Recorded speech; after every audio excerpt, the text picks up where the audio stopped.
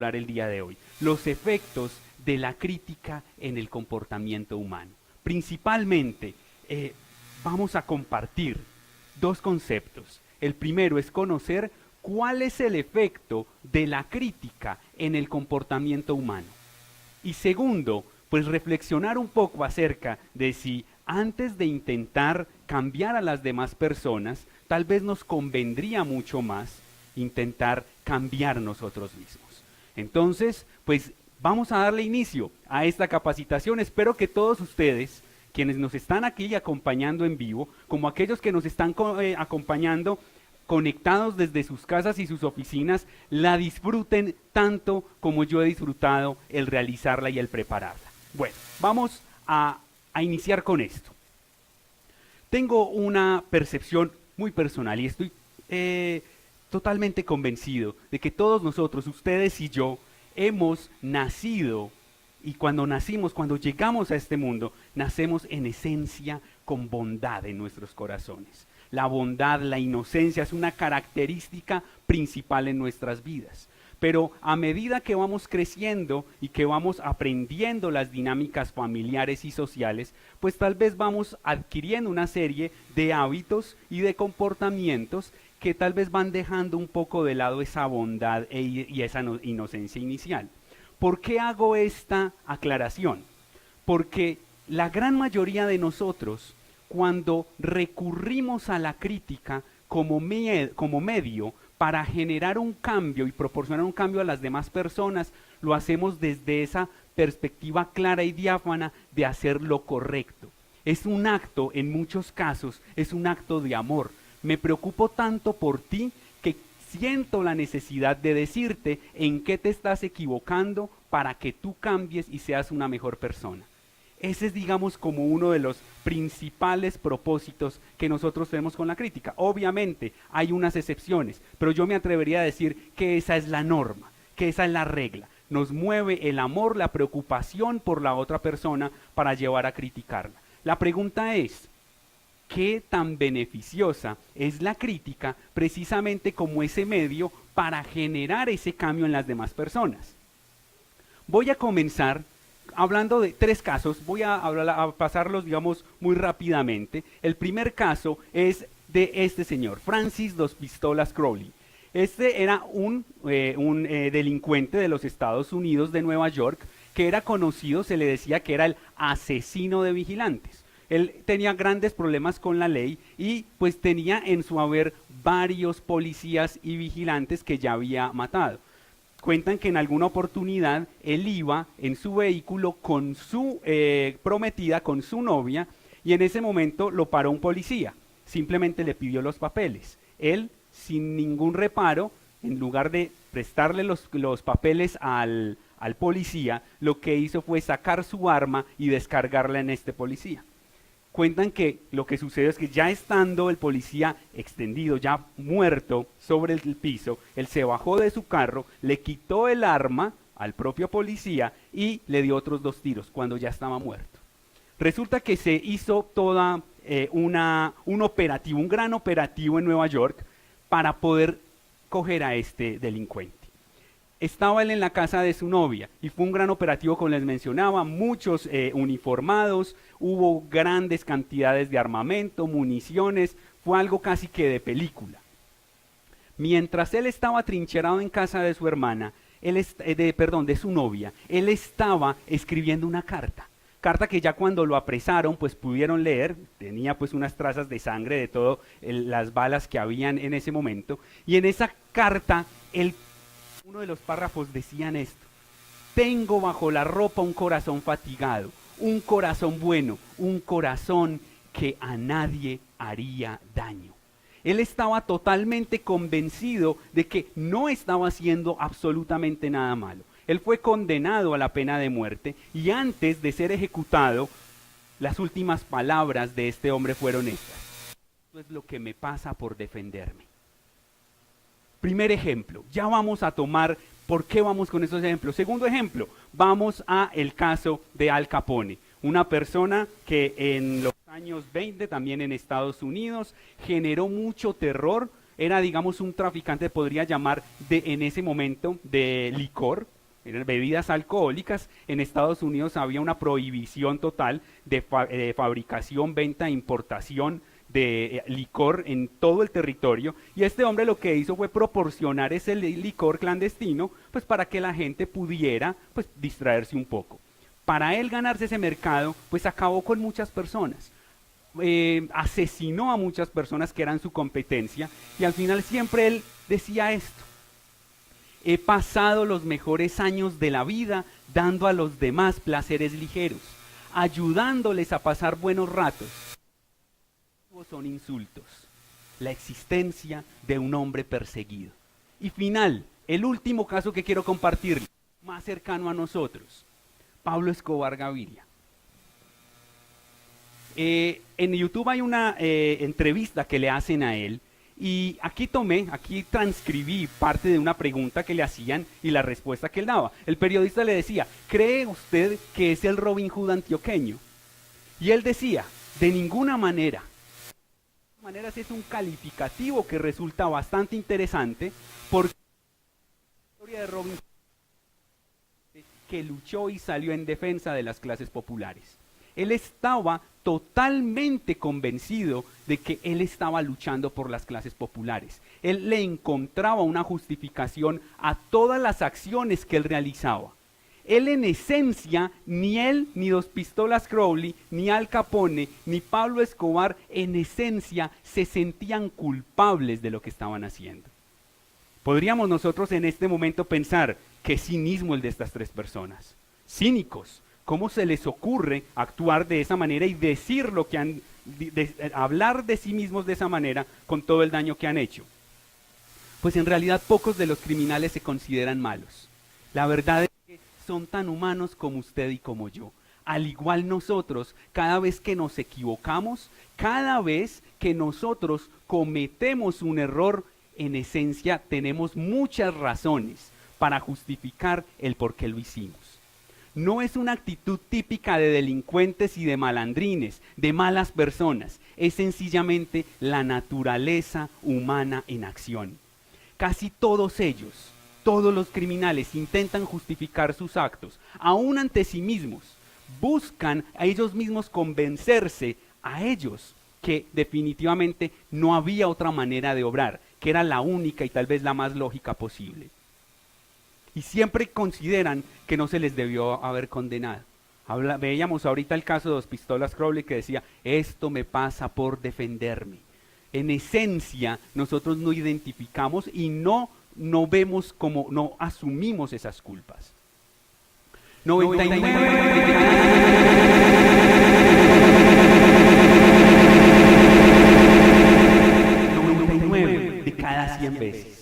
Por grandes que sean sus errores. Es decir, la naturaleza humana nos lleva a buscar siempre la justificación de nuestras acciones. Y mire, ¿por qué la crítica? La crítica es inútil porque pone a la persona, a la otra persona la pone a la defensiva. Y normalmente, digamos, lo que hace la otra persona al estar a la defensiva es tratar de justificarse. Hay algo, digamos, como podríamos decir, como el modus operandi, el proceso que nosotros muchas veces buscamos generar en las personas a través de la crítica. Normalmente, con la crítica lo que nosotros realizamos es lo siguiente: lanzamos la crítica, estoy totalmente seguro, y la gran mayoría de las veces, lo decía hace unos instantes, lo hacemos porque nos interesa, porque nos preocupa la otra persona. Yo me atrevería a decir que son la excepción aquellos que lanzan la crítica con el objetivo de herir. Pero entonces, ¿qué es lo que busca la crítica en esencia? La crítica lo que busca es generar una culpa en el otro, para que esa culpa generada pues lo lleve a tomar acciones para cambiar, ¿sí? Pero resulta que en alguna oportunidad leía yo algo y se decía que el sentimiento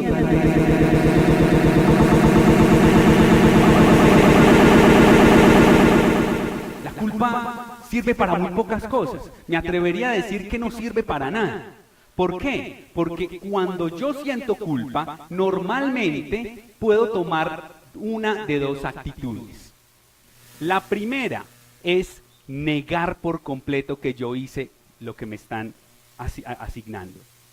La segunda es tratar de justificarme. Bienvenida. Y en ninguno de los dos casos, pues buscamos que la persona haga esa reflexión natural y necesaria en el cual asuma su posición, reconozca que tal vez cometió un error y trascienda y busque ser una mejor persona o busque dar su mejor versión.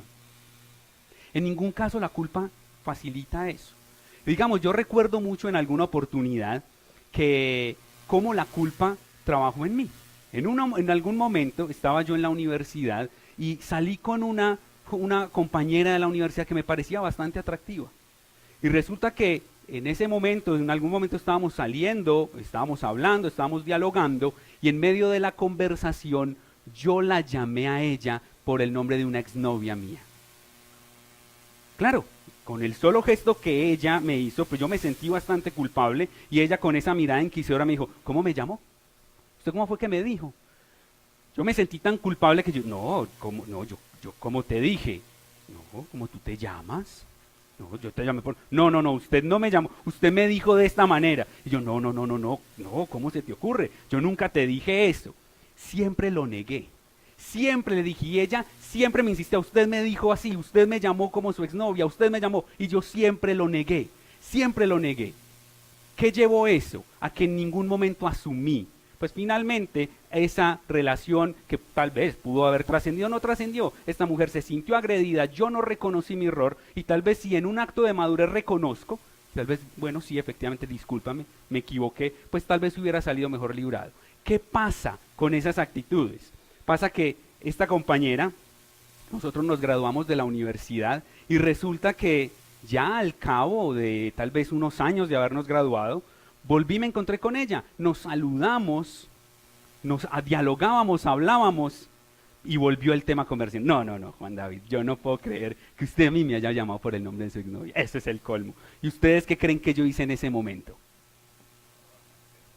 Lo negué también. Yo no le dije, oye, sí, mira, ¿sabes que sí? No, lo negué también rotundamente. Yo nunca te llamé por ese nombre. Nunca lo hice. Eso genera la culpa. En ningún momento asumí mi responsabilidad. La segunda actitud, y es la que vemos aquí plasmada en la diapositiva, es que tratamos de justificar. Cuando generamos culpa en la otra persona va a narrarnos historias gigantescas para tratar de demostrarnos y también de convencerse a sí misma de que esa era la mejor manera de obrar. Y miren que si nos damos cuenta, el hecho de la negación o de la justificación en ningún caso invita a la persona a apersonarse, a ser protagonista de su vida y entender y aceptar que cometió un error.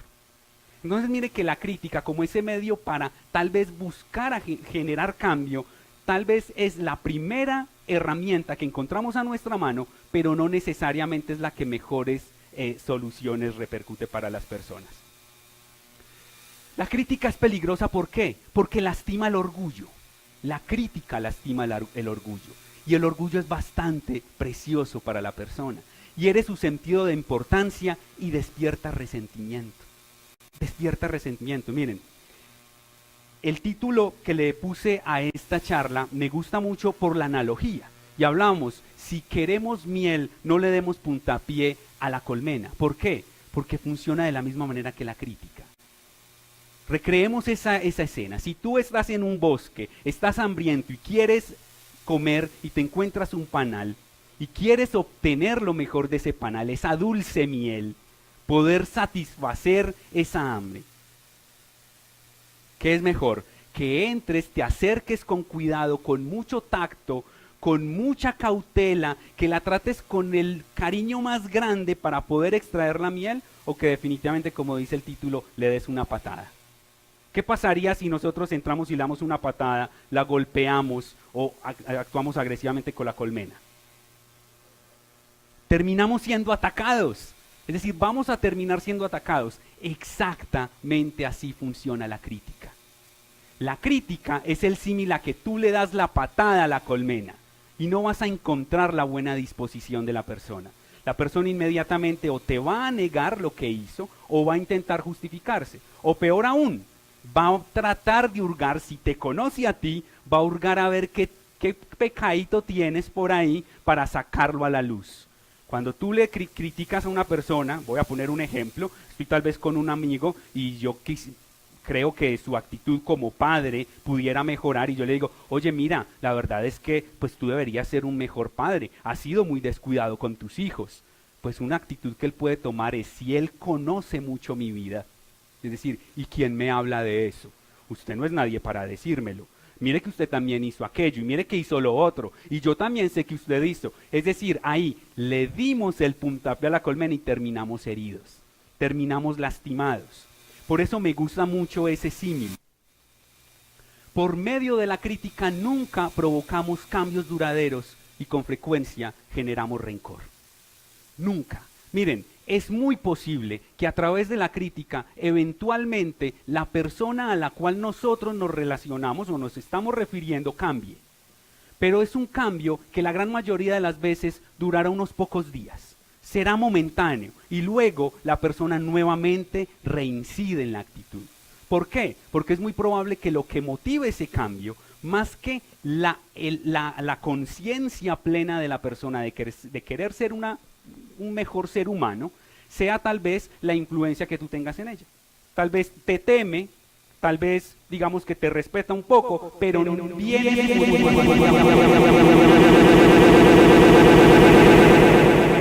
luego vuelve y retoma su actitud. Y ya lo hablábamos, genera rencor. La crítica hiere, la crítica lastima y nos lleva a nosotros a enfurecernos, a sentir rencor frente a esa persona. Quiero compartir un pensamiento de este psicólogo que nos dice, tanto como anhelamos la aprobación, tememos la condena. Tanto como anhelamos la aprobación, tememos la condena. Esto es importante saberlo. Los seres humanos actuamos movidos principalmente por dos motivaciones. Una es el placer, es la búsqueda del placer, y la otra es huir al dolor. Esas son las dos principales razones por las cuales los seres humanos tomamos acción y tomamos decisiones o dejamos de tomar decisiones, que también es una alternativa. Pero hay que entender algo. ¿Qué creen ustedes? ¿Qué creen ustedes? ¿Qué es más fuerte para el ser humano? ¿La búsqueda del placer o el huir del dolor? ¿Qué creen ustedes? ¿Qué lo puede llegar a mover más? ¿La búsqueda del placer o huir del dolor? Huir del dolor.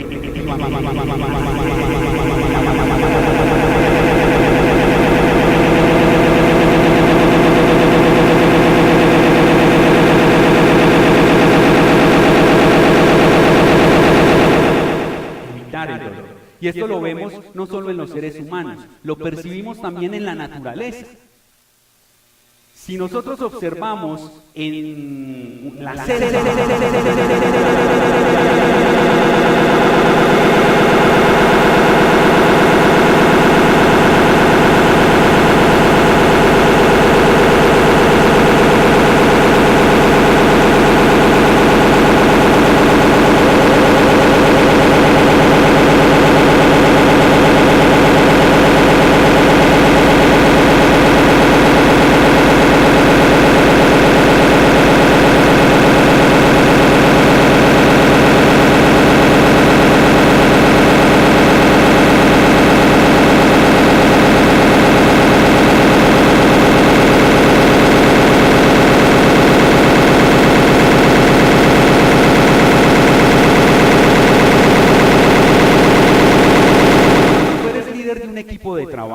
y tú recurres a la crítica, sucede lo siguiente. Empiezas a frustrar o a impedir que los miembros de tu equipo se desarrollen y generen su creatividad, aporten al grupo. ¿Por qué? Porque se van a enfrentar a lo mismo que se tenía que enfrentar la cebra. Tengo una nueva idea, ¿yo qué hago? La lanzo y me arriesgo a vivir el placer de ser reconocido y de tener un buen resultado. La lanzo y me arriesgo a que me critiquen otra vez y que me hieran y me lastimen. Como lo que nos mueve más es el miedo, prefiero guardar silencio. Y cuando yo empiezo a recurrir a la crítica, las personas que están cercanas a nosotros por eso optan es por guardar silencio.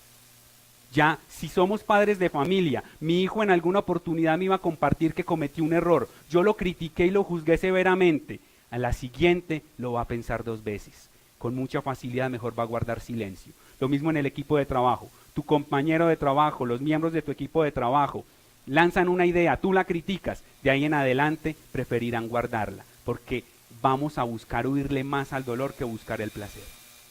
Y esto viene, digamos, lo que decía aquí en esta diapositiva. El resentimiento que engendra la crítica puede desmoralizar a empleados, miembros de familia y amigos. Y lo mejor es que aún así no corrige ninguna situación. Genera todo este daño, pero el problema sigue ahí. Sigue ahí. A mí me gusta mucho traer a colación esta circunstancia y es precisamente a raíz de la culpa.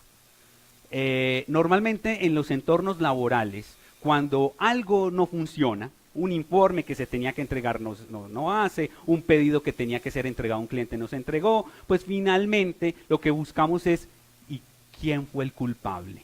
¿Cierto? ¿Y quién fue el culpable? Entonces yo siempre, a mí me gusta poner esta situación. Supongamos que eso lo hiciera una empresa o lo hiciera un equipo de trabajo en algún momento. Toman la decisión y dicen, no, miren, vamos a parar operaciones y nos vamos a sentar a hacer una investigación exhaustiva para encontrar el culpable. Y tomamos, si nos toma un día, si nos toma 2 días, si nos toma 3 días, pues lo vamos a hacer hasta que identifiquemos al culpable. Y empezamos a indagar, y empezamos a preguntar. Y efectivamente, luego del segundo, tercer día, sin lugar a dudas, encontramos al culpable. Y podemos decir,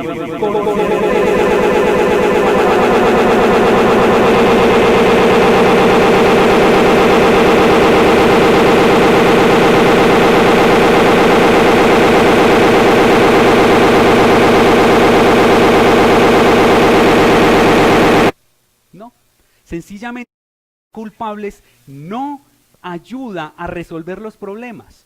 Por eso más importante que buscar culpables, y muchas veces a través de la crítica es que buscamos ese culpable, es generar soluciones, buscar soluciones. Eso es lo que diferencia a una víctima de un protagonista. Aquel que siempre se está quejando con aquel que asume que lo que está experimentando en su vida es su responsabilidad y toma acciones para que mejore. Quisiera compartirles un caso de cómo la crítica puede no funcionar adecuadamente. Un coordinador de seguridad de una empresa es un típico ejemplo. Es aquel que debe estar revisando que su equipo de trabajo, que sus empleados, si es una empresa de construcción, si es una empresa manufacturera, que siempre tenga sus elementos de seguridad, que tenga su casco, que tenga sus guantes, todo aquello que proteja. Si la actitud que toma este coordinador es de entrar a criticar, es decir, en el momento en el cual ve a ese empleado sin ese equipo, lo que hace es criticarlo. ¿Y usted por qué no tiene el casco? Irresponsable. Es que definitivamente usted ha demostrado ser un irresponsable siempre, toda la vida. Me imagino que así será en la casa, ¿cierto? Igual de irresponsable, pobre familia. Empiezo a criticarlo. Y el que muchas veces tal vez cuando ya los empleados lo ven, tal vez se ponen el casco y se ponen los implementos. Pero inmediatamente se va, todo el mundo se lo quita. Lo que hablamos diapositivas atrás, minutos atrás. La crítica no genera cambios duraderos.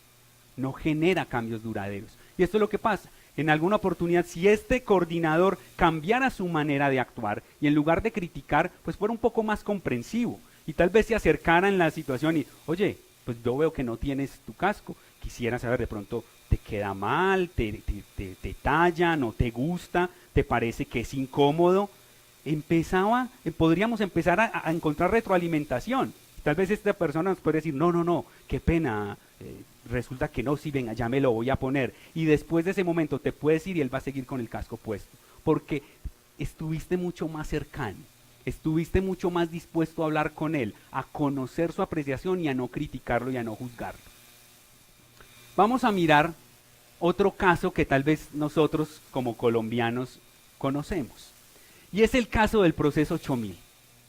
Pero este es un caso, no se trata de que nos pongamos aquí a hablar de política, pero en resumidas cuentas para aquellos que de pronto no tengan mucha claridad, fue un proceso por medio del cual pues se pudo evidenciar que había dineros del narcotráfico apalancando campañas políticas, y en este caso una campaña presidencial. A raíz de este proceso 8000, todos los miembros del equipo de trabajo de este personaje, de Ernesto Samper Pizano, están en la cárcel. Todos están en la cárcel. Él no. Y si cada vez que le preguntan a este personaje acerca del conocimiento de esas financiaciones, de esos dineros, su respuesta siempre era: todo se hizo a mis espaldas. No tenía idea de esto. Era el líder, era la cabeza visible de todo ese proceso, pero resulta que no tenía idea de nada. Estaba totalmente, como decimos coloquialmente, estaba sano. No tenía idea de nada. Ahí está, la naturaleza humana en acción, la persona que culpa a todo el mundo menos a sí mismos. Esto no es típico ni de políticos, ni de corruptos, ni de viles delincuentes. Es típico de ti y de mí. Somos seres humanos. Y esto es lo que hacemos. Todos somos iguales. Buscamos no sentirnos culpables. Por eso la crítica no es ese medio tan óptimo para generar el cambio en las demás personas. Porque no estamos nosotros totalmente dispuestos a aceptar todas esas críticas. Nosotros somos los primeros que intentamos engañarnos a nosotros mismos para demostrarnos primero y sentir una paz interior de que esa es la mejor manera para actuar. La persona a quien queremos corregir y censurar tratará de justificarse y de censurarnos a su vez. Se los decía hace un momento. Cuando recurrimos a la crítica, tal vez yo le puedo decir algo a una persona: mira, tú te equivocaste en ello, pero si esa persona me conoce, me puede sacar los trapitos al sol. Y ahí es donde viene el contraataque. Y ahí es donde muchas veces decimos nosotros: fui por lana y salí trasquilado. ¿Sí? O sea, queremos darnos como de redentores y terminamos juzgados y condenados. ¿Por qué? Porque esto es lo que sucede, la persona inmediatamente se pone a la defensiva y si tiene a su haber el as bajo la manga, la posibilidad de sacar en evidencia nuestras fallas, no lo va a pensar dos veces para hacerlo. La pregunta que yo quiero hacerles, aquí con esto, hasta este momento, les comparto unas ideas de por qué, es de la primera parte de esta charla, por qué la crítica no es tal vez el mejor medio para nosotros generar cambio en los demás. ¿Sí? Nos queda claro el concepto, el por qué, porque generamos resentimiento, porque definitivamente las personas van a buscar a toda costa justificarse o negar, porque van a buscar contraatacarnos, ¿sí? Y segundo, la segunda idea, antes de cambiar a las demás personas, ¿no será conveniente el mirarme a mí mismo e intentar cambiarme? Porque finalmente hay una realidad. Ni ustedes ni yo tenemos la potestad para cambiar a una sola persona. A nadie. La única persona que podemos cambiar es a nosotros mismos. De resto, no podemos hacer absolutamente nada por cambiar el temperamento de otras personas. Si usted quiere o conoce, en este momento muchos de ustedes pueden estar pensando: uy, sí, mi mamá debería estar viendo esto. Uy, esto apenas para mi jefe. Esto apenas para mi hijo, para mi esposo.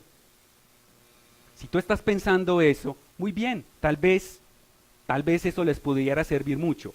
Pero si tú estás aquí presente, o ustedes que están conectados desde sus casas y oficinas, pues ¿por qué no empezamos por nosotros mismos? Finalmente, si ustedes tomaron la decisión de acompañarnos hoy, alguna razón, no hay coincidencias, esto no es algo que definitivamente coincidimos aquí, mágicamente sucedió, esto tiene un propósito, y si estás aquí conectado es porque seguramente esta charla es para ti. Entonces miren lo importante que es asumir ese compromiso, el cambio propio. Y sobre esto podemos mirar cómo muchos personajes nos han hablado y nos han dado frases acerca de esto. Confucio decía: no te quejes de la nieve del techo del vecino cuando también cubre el umbral de tu casa.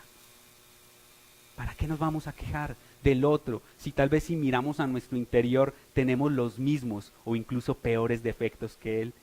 Jesucristo también lo decía: ¿por qué te pones a mirar la astilla que tiene tu hermano en el ojo y no te fijas en el tronco que tú tienes en el tuyo? No sé. enfocamos demasiado en cambiar a las demás personas y nos olvidamos de trabajarnos a nosotros mismos. Alguna vez escuchaba esta historia que me hacía mucho sentido y que la pienso y aplica muy bien para esta charla. Y resulta que decía que había una mujer que con mucha frecuencia se iba a la segunda planta de su casa, se asomaba por la ventana y miraba al patio de su vecina.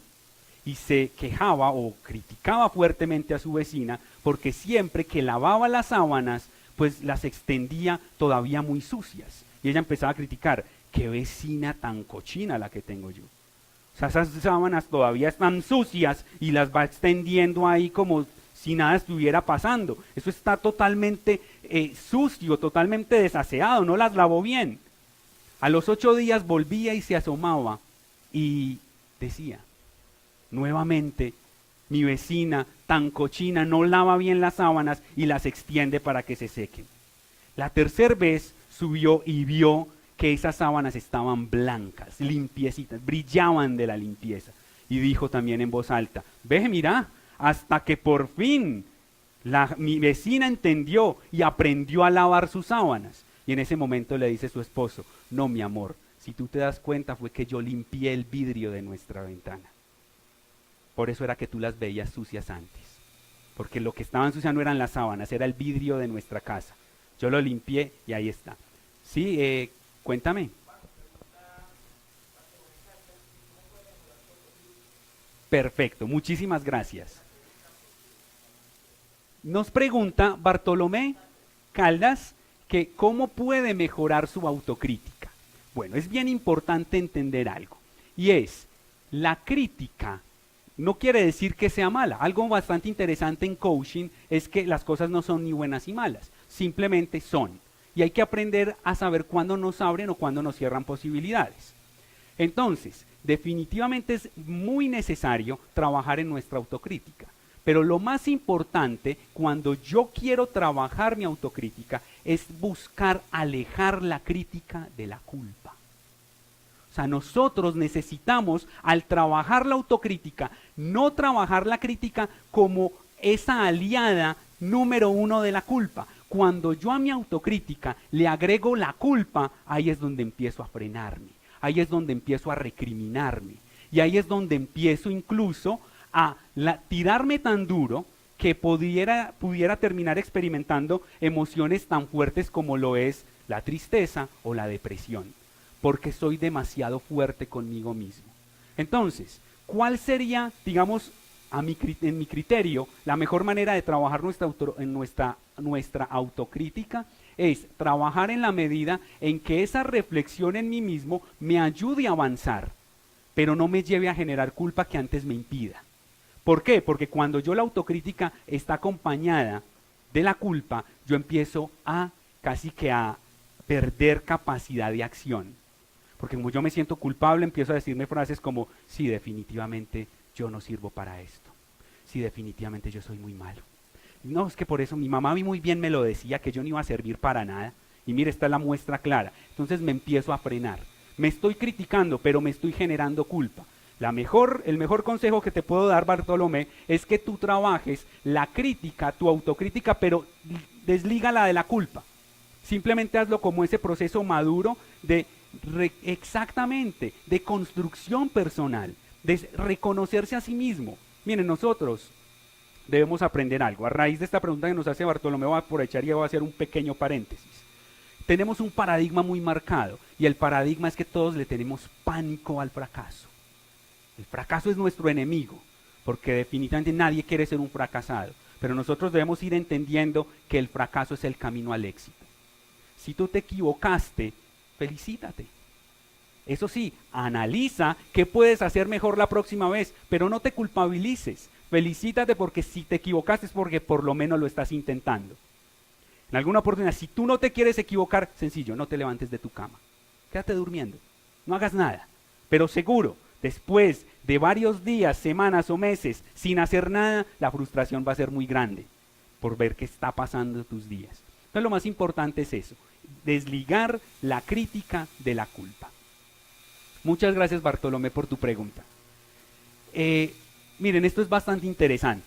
Y es que muchas veces nosotros creemos que tenemos toda la razón en la crítica. Y la verdad es que sí, es muy cierto, tal vez tienes toda la razón. Se justifica por completo la crítica que tú quieras hacer. Pero no necesariamente porque tú tengas toda, digamos, esa crítica sea totalmente justificada, pues es la mejor manera y definitivamente pues debes lanzarla. Porque aquí vuelve y juega. O sea, si tú quieres despertar mañana un resentimiento que puede perdurar décadas y seguir ardiendo hasta la muerte, no tenemos más que hacer alguna crítica punzante. Es lo único. Por más justificada que sea. Miren, esto me hace acordar de una situación. Cuando yo, en alguna oportunidad, yo trabajaba con un primo mío que él tenía un local de reparación de celulares. Yo trabajé con él y yo le ayudaba a administrar, a atender el público. Y resulta que en una oportunidad un cliente llega, dejó el celular para reparación y efectivamente fue una vez a ver si ya estaba listo. No estaba listo, le dijeron que volviera días después. Volvió a los días, preguntó que si ya estaba listo. No estaba listo, le dijeron que volviera después. Volvió después, preguntó que si ya estaba listo y nuevamente no estaba listo. Si vemos hasta ahí, estaba totalmente justificable que estuviera molesto y su crítica. Pero entonces él, en ese momento, ¿qué hizo? Pues yo era la persona que estaba atendiendo. Lo primero que me dijo, mire, qué falta de, qué irresponsabilidad. Por eso es que usted no va a pasar de ahí. No va a pasar de estar detrás de un mostrador vendiendo y ahí atendiendo gente. Claro, la crítica estaba justificada, estaba molesto, yo mismo reconocía, ya había ido por tercera vez y no le daban solución. Pero por más que fuera justificada, ¿qué generó eso? Primero, que uno de los miembros del equipo de trabajo, uno de los técnicos que eran los que reparaban, se levantó muy airoso. Y ahí mismo le dijo, mire, qué pena con usted, señor, pero es que yo estuve revisando su equipo y resulta que su equipo está reportado como robado. Voy a llamar ya a la policía. Ese hombre ahí mismo le dio de todo, se puso pálido. Pero entonces el punto que es, le dio puntapiés a la colmena y lo que buscó fue que fue agredido. Se terminó asustando bastante. Pero ese no es el punto. Lo que yo quiero con esta historia, a través de esto, es que, miren, todavía yo por ahí camino y veo a esta persona. Y usted no, todavía me acuerdo de esa situación. Todavía lo veo y me acuerdo de cuando él me dijo, muy seguramente él ni sabe quién soy yo. Pero la crítica genera eso, esas marcas. Tal vez ustedes también encuentran esa situación en la cual alguien cercano o lejano en algún momento les hizo una crítica punzante y ustedes todavía el solo hecho de recordarlo como que les mueve sus fibras, les mueve algo, porque la crítica eso es lo que genera, rencor y no genera cambio finalmente. Cuando tratamos con la gente, esto es algo interesantísimo. Hay un paradigma que nosotros hemos tenido y es que, ¿qué es? Voy a hacerlo a través de pregunta. ¿Qué es lo que nos hace a nosotros seres humanos? ¿Y qué nos diferencia? ¿Qué es lo que hemos creído principalmente? ¿Qué es lo que nos diferencia de los animales? ¿Cuál es esa característica primordial? Razonamiento. Porque razonamos, porque pensamos, porque tenemos esa capacidad mental. Y es cierto, esa es solo una de las razones, no es la única.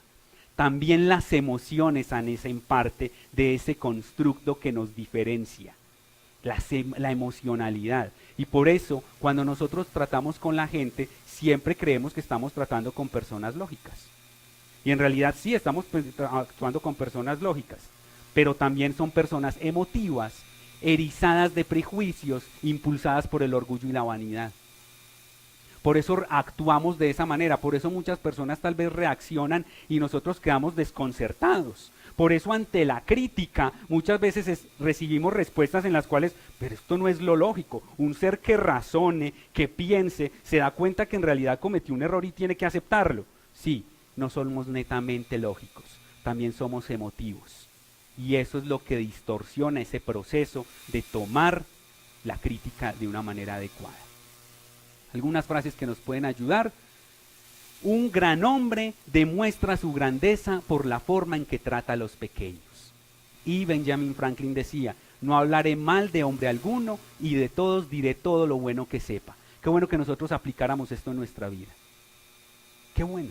Miren, estamos muy dados como sociedad a la crítica. Y me gusta mencionarlo de esta manera. Si ustedes o yo vamos a un restaurante y de pronto se tardan para atendernos, o nos sirven la comida fría, o se tardan en traernos la cuenta. Es decir, si no recibimos el servicio que esperamos, nos sobran palabras para hablar mal de ese negocio y de ese local y hacerle mala fama y decir que nadie vaya allá. Pero ¿qué sucede cuando pasa lo contrario? Cuando somos atendidos como lo esperamos, cuando son cordiales, amables con nosotros. No decimos nada. Incluso pensamos que es el trabajo de ellos, para eso les pagan, es que eso es lo que tienen que hacer. Qué bueno que nosotros aplicáramos un poco más eso, ser un poco más amables y generosos con los elogios. Pero somos muy mezquinos con los elogios y somos muy generosos con las críticas. Guardémonos un poco de la crítica y reconozcamos eso bueno que hay. Lo poco bueno que veamos, hagamos alarde y maximicémoslo. En alguna oportunidad, les voy a confesar, mi mamá nos está acompañando también de manera virtual, espero que se haya podido conectar, y entonces voy aquí a poner una infidencia, entonces ya aquí se va a ver retratada. En alguna oportunidad mi mamá me decía mucho y se lamentaba mucho que porque en los fines de semana era una mujer muy trabajadora y los fines de semana pues arreglábamos la casa, vivíamos solo ella y yo, y ella esperaba pues que yo le ayudara con el arreglo de la casa. Entonces los fines de semana siempre era la situación, pero Juan David, ayúdeme, usted es muy desconsiderado, mire, yo toda la semana trabajando, ayúdeme por favor, colabóreme. Y efectivamente pues yo decía, bueno, pues para que no me alegue, pues lo voy a ayudar. Y de pronto me ponía yo y me levantaba temprano el sábado y barría. Después llegaba mi mamá y veía, no, pero usted cómo barrió, ni siquiera movió las camas, ¿cierto Juan David? Usted ni siquiera movió el sillón, no, apenas barrió por donde pasaba la suegra, eso le quedó muy mal. ¿Qué llevó esa crítica? A que yo al final decía, bueno, si organizo la casa, si no organizo la casa, me va a alegar. Pero si la organizo, también me va a alegar. Pues finalmente no la organizo y quedo más tranquilo, más rabia me daba de levantarme temprano, hacer el esfuerzo para que al final me alegara. Entonces mire lo que genera la crítica, todo lo contrario. En lugar de encontrar esa buena disposición, lo que busca es ser atacado y la persona se pone a la defensiva. Bien, esta frase a mí personalmente me puede parecer fuerte, pero dice mucho. Cualquier tonto puede criticar, censurar y quejarse, y casi todos los tontos lo hacen. Pero en realidad se necesita carácter y dominio de sí mismo para ser comprensivo y capaz de perdonar. O sea, en realidad la crítica es lo más fácil, es la salida más sencilla. La verdadera muestra del dominio de nosotros y de nuestra madurez está en tomarnos el tiempo de acercarnos a la otra persona y comprenderla, de entender por qué está actuando como está actuando, en lugar de inmediatamente juzgarlo y criticarlo. Este es otro, digamos, ejemplo que nos puede servir de cómo definitivamente la crítica no es el mejor medio. Este señor, Bob Hoover, fue un piloto de avión bastante famoso y resulta que en alguna oportunidad estaba haciendo unas muestras, estaba haciendo unas acrobacias en un avión que era una reliquia de la Segunda Guerra Mundial. Resulta que el mecánico que había preparado el avión le había puesto el combustible incorrecto. En pleno vuelo él llevaba a 2 personas consigo, el avión le falló y él tuvo pues que utilizar su pericia y toda su experiencia y logró pues finalmente que ellos salieran ilesos, pero el avión quedó totalmente destruido. Dicen que este hombre cuando terminó todo esto fue hasta el taller, fue donde su mecánico, y cuando él llegó el mecánico estaba literalmente llorando, o sea, él estaba totalmente arrepentido porque sabía lo que su error le había causado. Este hombre tenía todo, su vida estuvo en peligro, pudo fallecer y acabar con otras 2 vidas por eso. Y uno creería, pues yo creo que ese hombre fue y le dijo cuántos pares son 3 moscas, ¿cierto? Fue y le dijo hasta todo lo que se merecía. Él se fue y se descargó porque tenía todo el derecho. Pues cuentan que lo que hizo este hombre con ese mecánico fue decirle, mira, estoy tan seguro de que tú no vas a volver a cometer el mismo error que en la próxima función que yo tengo, tú vas a ser el mecánico de mis aviones. Para eso se necesita. Lo más fácil era la crítica y irse en contra de él y decirle hasta de qué se iba a morir y decirle que era un irresponsable, pero finalmente se contuvo. ¿Creen ustedes que era probable que este hombre volviera a cometer el mismo error? Ya había aprendido la lección. Él mismo cuando se acercó encontró a este hombre llorando. No era necesario que él lo lastimara y lo hiriera. Él ya había reconocido su error. Para ir cerrando, quiero compartirles una lectura. Esta lectura la quiero compartir para aquellos que nos están acompañando, quienes están aquí presencialmente con nosotros y los que están de manera virtual y que tal vez tenemos hijos. Esta es una lectura que nos lleva a reflexionar mucho en nuestro papel como padres y acerca de la crítica que hacemos a nuestros hijos. Se llama Papá Olvida y dice lo siguiente, es una carta que le escribe un padre a su hijo. Y dice, escucha hijo, voy a decirte esto mientras duermes. Una manecita metida bajo la mejilla y los rubios rizos pegados a tu frente humedecida. He entrado solo a tu cuarto. Hace unos minutos, mientras leía mi diario en la biblioteca, sentí una ola de remordimiento que me ahogaba. Culpable, vine junto a tu cama. Esto es lo que pensaba, hijo. Me enojé contigo. Te regañé porque no te limpiaste los zapatos. Te grité porque dejaste caer algo al suelo. Durante el desayuno te regañé también. Volcaste las cosas, tragaste la comida sin cuidado. Pusiste los codos sobre la mesa, untaste demasiado el pan con la mantequilla. Y cuando te ibas a jugar y yo salí a tomar el tren, te volviste y me saludaste con la mano y dijiste, adiós papito. Yo fruncí el entrecejo y te respondí, por favor, ten erguidos los hombros. Al caer la tarde, todo empezó de nuevo. Al acercarme a casa te vi, de rodillas, jugando en la calle. Tenías agujeros en las medias. Te humillé ante tus amiguitos al hacerte marchar a casa delante de mí. Las medias son caras, y si tuvieras que comprarlas tú, serías más cuidadoso. Pensar, hijo, que un padre diga eso. ¿Recuerdas más tarde cuando yo leía en la biblioteca y entraste tímidamente con una mirada de perseguido? Cuando levanté la vista del diario impaciente por la interrupción, vacilaste en la puerta. ¿Qué quieres ahora? Te dije bruscamente. Nada, respondiste, pero te lanzaste en tempestuosa carrera y me echaste los brazos al cuello y me besaste, y tus bracitos me apretaron con un cariño que Dios había hecho florecer en tu corazón y que ni aún el descuido ajeno puede agostar. Y luego te fuiste a dormir, con breves pasitos ruidosos por la escalera.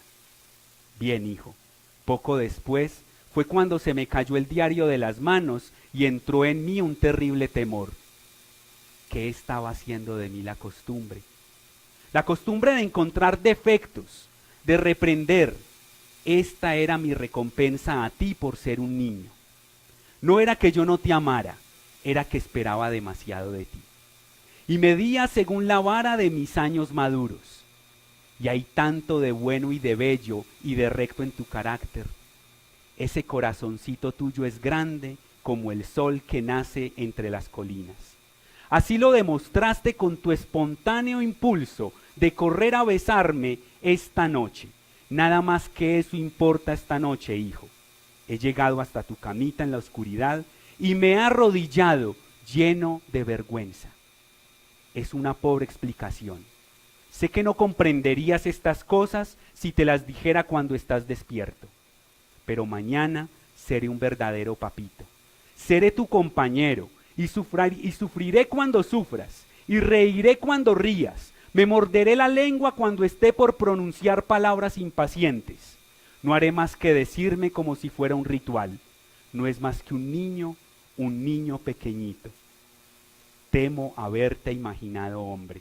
Pero al verte ahora, hijo, acurrucado, fatigado en tu camita, veo que eres un bebé todavía. Ayer estabas en los brazos de tu madre con la cabeza en tu hombro. Te he pedido demasiado, demasiado. Así actuamos nosotros muchas veces como padres con nuestros hijos. Encontramos con mucha facilidad sus errores, recurrimos a la crítica, pero se nos dificulta encontrar razones y motivos finalmente para motivarlo y llevarlo adelante. Finalmente, esta frase me gusta mucho. El mismo Dios, Señor, no se dispone a juzgar al hombre hasta el fin de sus días. Aquellos que de pronto estén de acuerdo, que coincidan conmigo en que Dios es ese ser perfecto, es ese ser perfecto, es ese ser que todo lo puede, no tiene tacha alguna. Y si Él, que es perfecto y todo lo puede, no nos juzga a nosotros, ¿quiénes somos nosotros para juzgar a nuestro prójimo? ¿Quiénes somos nosotros? ¿Quiénes somos nosotros? Tal vez nos convendría mucho más, nuevamente, antes de lanzar esa crítica a mi padre, a mi hijo, a mi hermano, a mi jefe, a mi compañero de trabajo, tal vez me convendría mirarme a mí mismo y ver en qué debo cambiar. Ya con esto, pues finalizamos esta primera transmisión del día de hoy. Como les digo, espero que la hayan disfrutado tanto como yo la disfruté en la preparación y de hecho ahora dictándola. Sinceramente, pues les agradecemos mucho por su tiempo.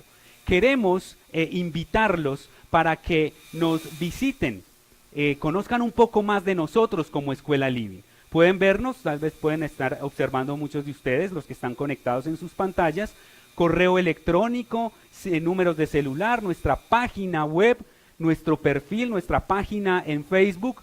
Ahí pueden encontrar muchos de los servicios que nosotros prestamos. En este momento estamos también ofertando una certificación en coaching profesional en el eje cafetero. Estamos también para iniciar en Pereira, Manizales, Armenia, eje cafetero, Cali y Medellín. Los que quieran conocer un poco más de información, pues pueden acceder. Hay grandes beneficios de esta certificación. Es la única avalada por la Universidad Nacional de Colombia. Es una certificación con una duración de 1 año. También contamos pues con una formación bastante integral. Hay un grupo bastante fuerte e interesante de coaches que nos regala todo su conocimiento y su experiencia. De verdad que no me resta más sino despedirme de ustedes y esperarlos para la transmisión de la próxima semana. Estén muy pendientes en nuestras redes sociales porque creo que a partir de mañana estaremos, ¿sí me confirman? A través de mañana vamos a estar ya promocionando la charla de la próxima semana. Por favor, no se la pierdan. Si tú crees que esta charla estuvo buena, no te alcanzas a imaginar cómo va a estar la próxima. No te la pierdas, por favor, te esperamos y muchísimas gracias. A todos ustedes también muchísimas gracias por acompañarnos.